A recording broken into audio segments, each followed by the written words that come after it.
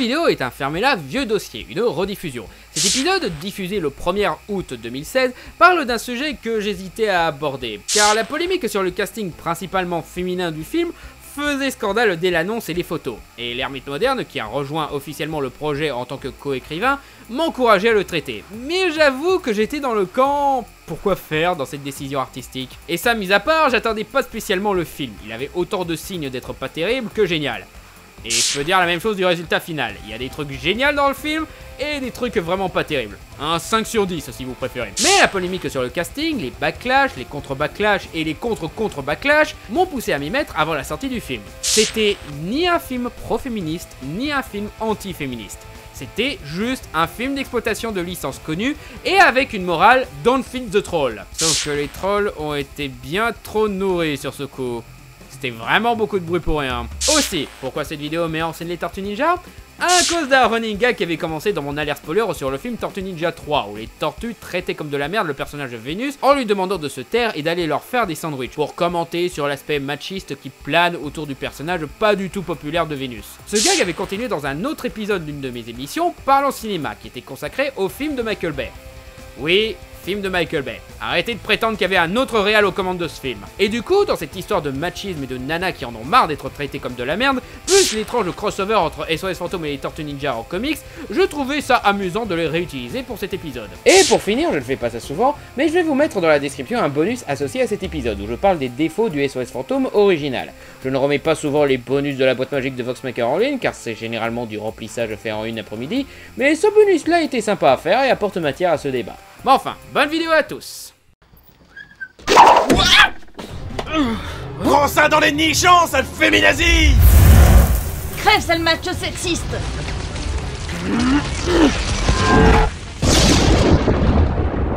Qu'est-ce que c'est que ce bordel? Ce connard sexiste dit du mal du prochain SOS Fantôme parce qu'il y a des femmes dans les rôles principaux! Cette grognasse veut pas comprendre que je déteste le prochain SOS Fantôme car ça a l'air d'être trop pourri! Ouais, tu dis ça, mais c'est parce qu'il y a des femmes! Mais non, parce que c'est... Ce n'est pas ce que je veux savoir! Moi ce que je veux savoir c'est qu'est-ce que vous foutez dans ma chambre? Eh ben... Pas de réponse? Vous aviez genre tous les égouts de New York pour avoir cette dispute et vous décidez de la faire cette dispute chez moi? Personne? Non? De toute façon vous avez tort tous les deux. Quoi? Quoi? Ouais, et je vais vous expliquer en quoi. Ah, attends, failli oublier. Fermez-la!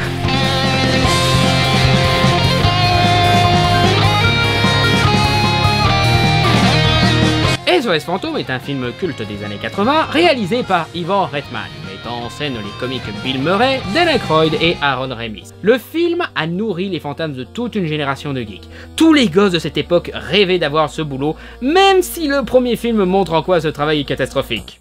C'est dire à quel point les SOS Fantômes sont cool. Il faut dire que le concept est aussi simple que génial, facilitant son exploitation à travers des dessins animés, des jeux vidéo plus ou moins officiels, et même une suite. Suite que d'ailleurs je préfère au premier film. C'est juste mes goûts personnels, hein, voilà, c'est pas objectif, parce que ouais, les principales critiques sur ce film sont totalement justifiées.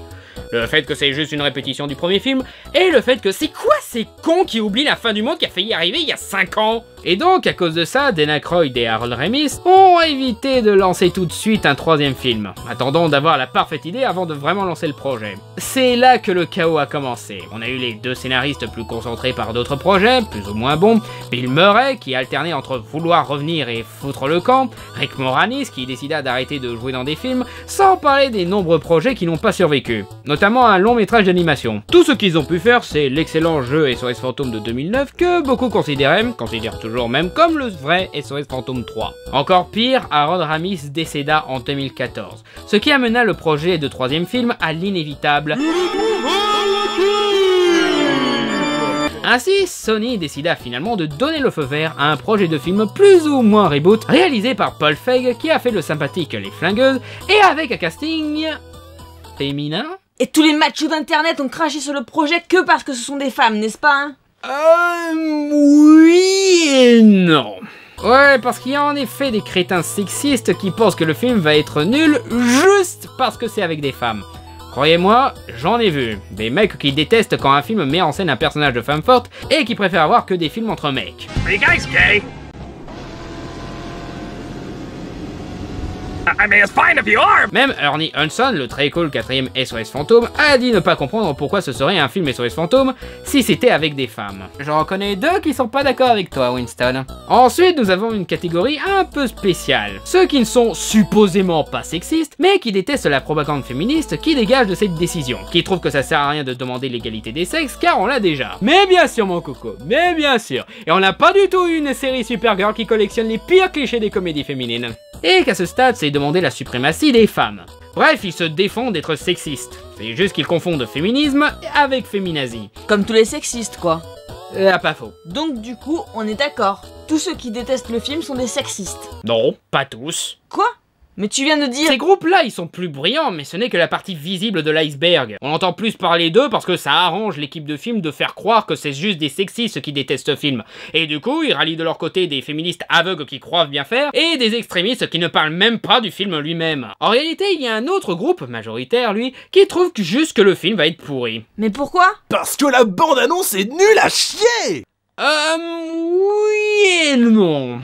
En effet, la majorité déteste la première BA, principalement parce qu'ils la trouvent mauvaise. Le peu qu'on voit des nouveaux personnages ne leur plaît pas, ils détestent l'image de synthèse, ils ne reconnaissent pas leur SOS Fantôme, et ils trouvent l'humour horrible. Ce qui n'a rien à voir avec le fait que le casting est féminin. Les critiques auraient sûrement été aussi virulentes si le film avait un casting entièrement masculin. Ah, tu vois. Mais ce groupe-là aussi a tort. De quoi? Et ouais, parce que la haine pour cette bande-annonce est ridicule. Ce ne sont pas des bandes-annonces horribles, je vais même dire qu'elles ne sont pas mauvaises du tout. Elles sont juste pas extraordinaires. Elles retranscrivent une bonne ambiance, allant bien avec le concept, mais en valeur la production de design qui est excellente, que ce soit les gadgets et les fantômes dont la lumière et les couleurs sont visuellement créatifs et jolis à voir, ceux qui disent que les FX sont pourris sont tout simplement des menteurs, et ça arrive même à laisser entrevoir une dynamique d'équipe qui faisait la qualité des premiers films. Oh et cette nana a l'air cool. Le seul reproche que je veux bien entendre dans une certaine mesure, c'est l'humour, qui en effet n'est pas génial, mais qui n'est pas insoutenable. C'est pas tellement pas drôle que j'ai envie de m'arracher un œil. Ce sont juste des gags plats qui pourraient gagner en hilarité dans un meilleur contexte. Et puis il y a des tas d'autres excellents films avec des BA pas drôles. Les films Disney et Pixar, les Kung Fu Panda, OSS 117 Rio ne répond plus, qui a d'ailleurs une BA encore plus pourrie que celle des SOS Fantôme, et qui pourtant est un petit bijou humoristique et satirique. Et vous savez quel autre excellent film a une bande-annonce tout pourrie? Les deux premiers SOS Fantômes! Parce que l'humour des SOS Fantômes repose sur du contexte. Et tous les gags montrés dans leur BA ne sont pas drôles parce que la BA ne met pas le contexte.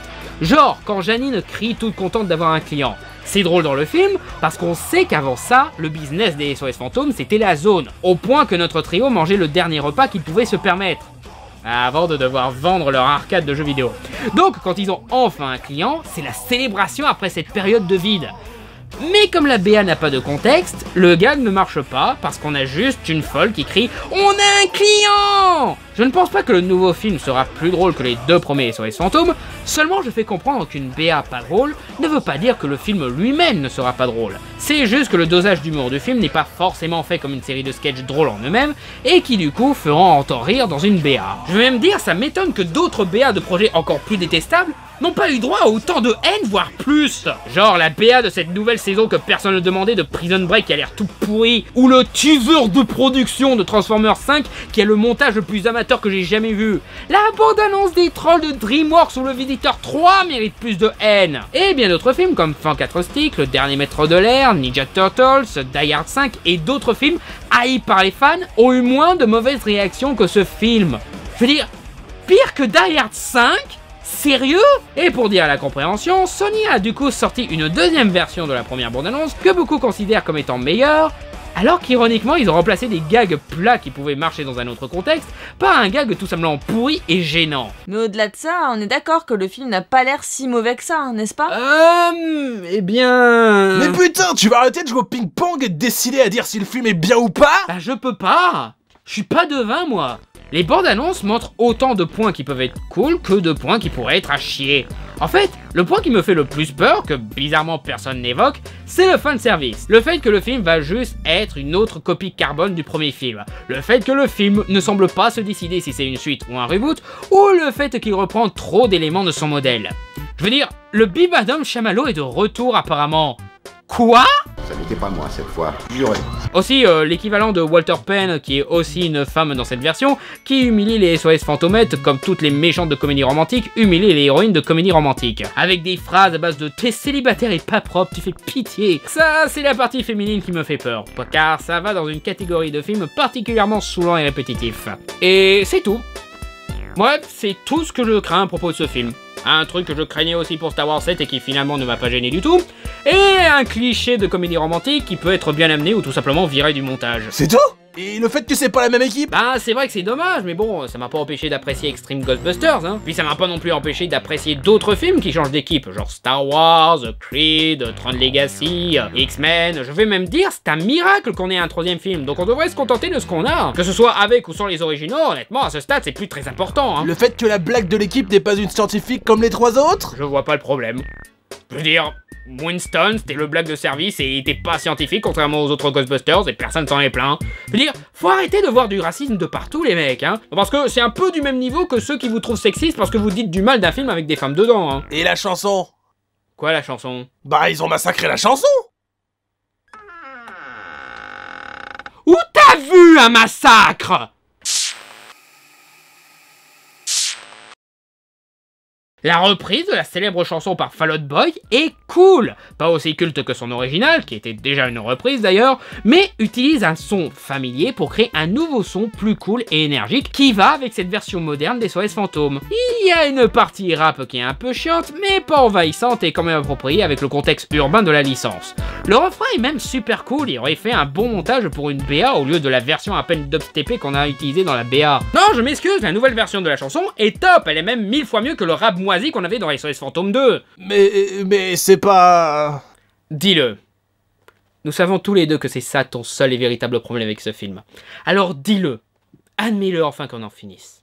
Ah, c'est pas comme je voulais, voilà! Et voilà, ma chère Vénus, la vraie raison de cet acharnement envers ce film. Pas le fait que c'est un casting féminin, le fait que ce n'est pas ce que les fans voulaient. Le film est victime d'un acharnement ridicule de la part de nostalgiques aveugles qui ne veulent pas que leur licence préférée évolue, grandisse et essaye de nouvelles choses. Ils veulent que ça reste exactement la même merde qu'avant, ou que s'ils veulent que ça change, que ça n'aille pas au-delà de leur vision de la licence.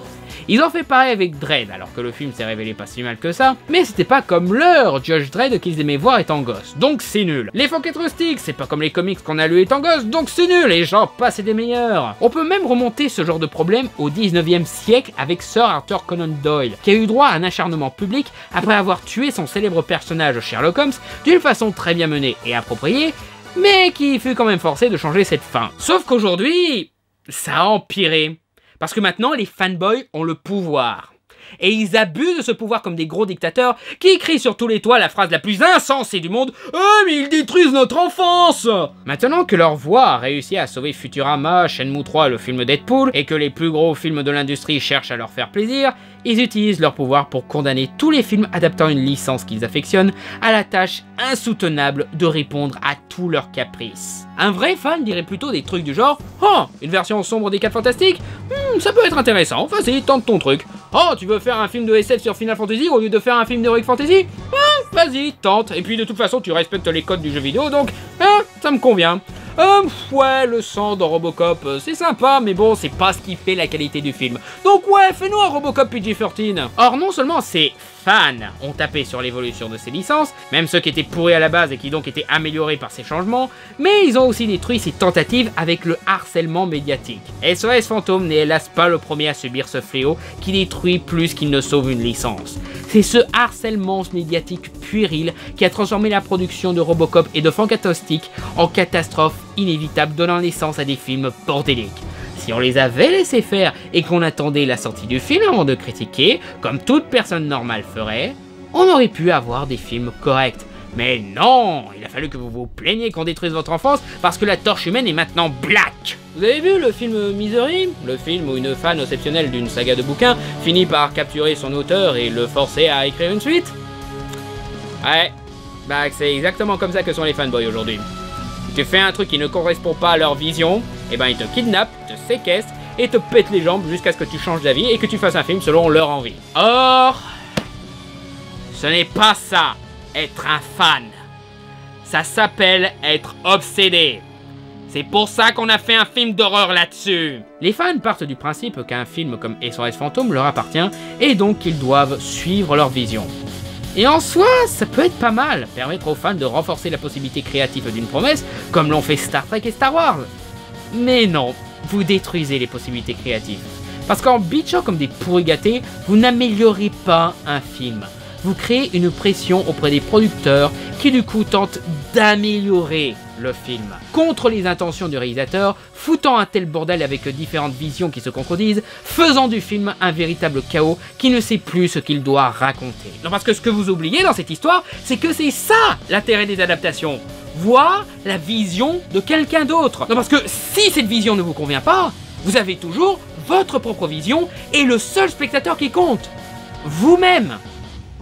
Et ceux qui lisent vos fanfics. Et SOS Fantôme présente des risques d'avoir le même problème, notamment avec le fanservice juste là pour calmer la haine des fans, rendant probablement le film plus mauvais qu'à l'origine. C'est pas triste ça? L'un des avantages d'internet et de toutes ces communautés de fans qui sont nées grâce à ça, c'était de faire entendre la voix des fans pour contrer les méchants producteurs qui nous imposent des merdes comme Dragon Ball Evolution en présentant que c'était ça ce qu'on voulait voir. Et maintenant, le cinéma a intégré les amphis geeks de son public pour devenir encore moins créatif qu'avant. Car dès qu'on tente un truc, des fans s'imposent encore plus férocement que les producteurs. Eh oui, vous êtes devenus pire que des producteurs de Dragon Ball Evolution. Parce que comme les producteurs de Dragon Ball Evolution, vous empêchez des gens de faire des bons films. Je sais que ces univers imaginaires sont importants pour vous, et c'est normal de vouloir qu'ils soient traités avec rigueur et respect. Et je sais que ces univers appartiennent à la culture populaire, et que ce n'est pas que la propriété d'un studio une fois le produit sorti et réapproprié. Et vous croyez que c'est du respect, ça? Vous vous plaignez du casting? Mais avez-vous pris en compte leur talent? Vous détestez la chanson plus que du Justin Bieber parce que c'est pas comme avant. Mais avez-vous écouté la chanson en soi? La possibilité d'histoire d'un renouveau SOS Fantôme? La qualité de la production design? Autre que le fait que c'est pas des effets pratiques? Pour dire, les premières critiques du film sont plutôt positives. Pas au point de trouver le film meilleur que l'original, mais suffisamment pour être un bon divertissement blockbusteresque. Ce qu'il se devait d'être justement. En vous posant pas les bonnes questions et en faisant des exigences ineptes, vous interdisez le film de faire un truc bien plus important que de répondre à vos exigences.